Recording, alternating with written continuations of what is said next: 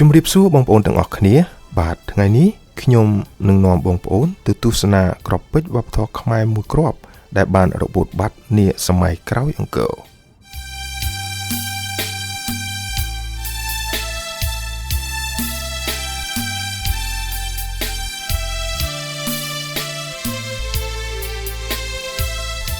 ថាតើក្របពេជ្រវប្បធម៌នោះជាអ្វីបាទសូមរងចាំទស្សនាទាំងអស់គ្នា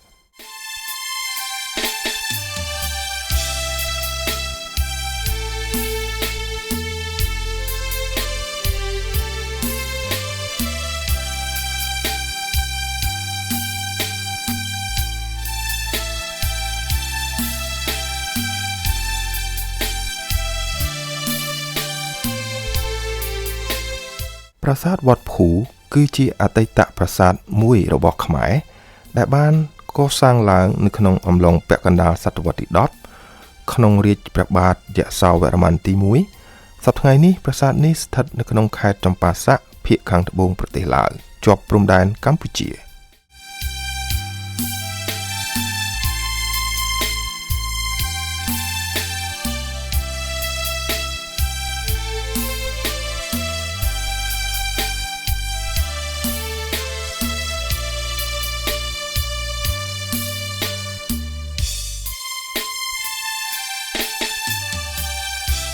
ប្រាសាទវត្តភូគឺជារមណីយដ្ឋានបុរាណមួយ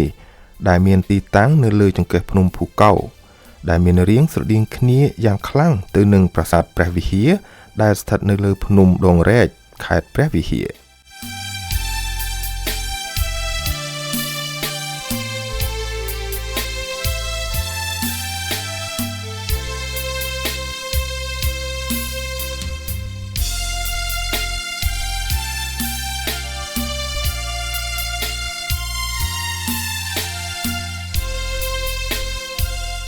ប្រាសាទវត្តភូ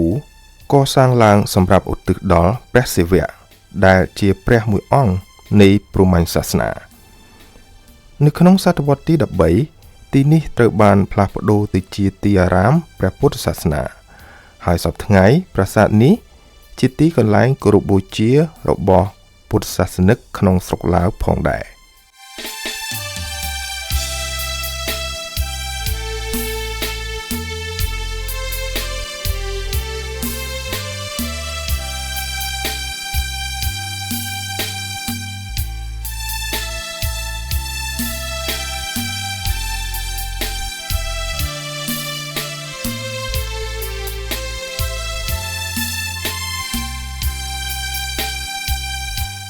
ទីបុរាណដ្ឋានប្រាសាទវត្តភូ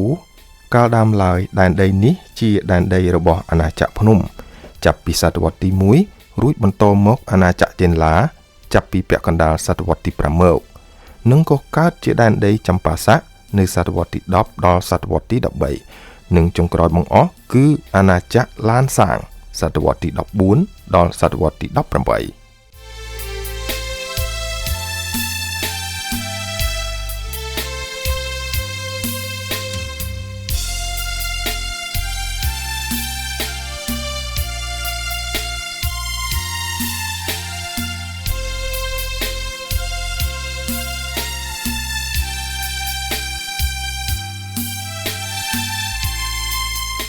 ប្រាសាទវត្តភូបានចុះបញ្ជីជាសម្បត្តិបេតិកភណ្ឌពិភពលោកទី2របស់ឡាវបន្ទាប់ពីក្រុងលួងប្របាងនៅថ្ងៃទី16ខែធ្នូឆ្នាំ2001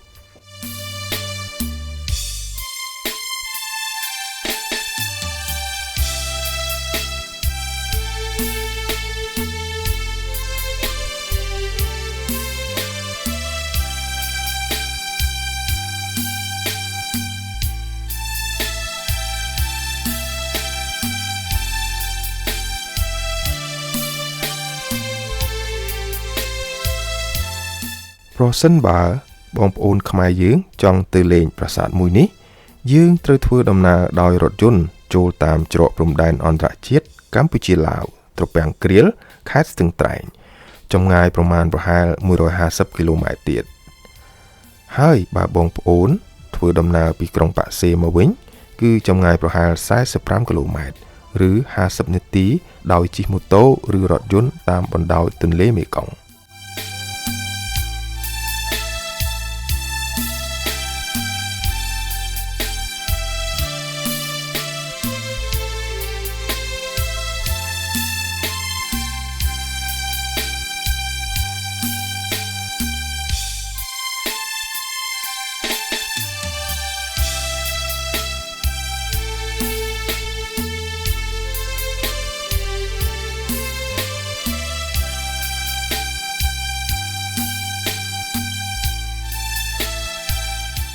សម្រាប់តម្លៃសម្បត្តិចូលទស្សនា 30,000 គីបបើគិតជាលុយខ្មែរប្រហែល 6,000 រៀលក្នុងមួយនាក់រួមបញ្ចូលទាំងការជិះរថយន្ត Gold Card ទៅកាន់ខ្លោងទ្វារចូលប្រាសាទដែលមានចម្ងាយជិត1គីឡូម៉ែត្រ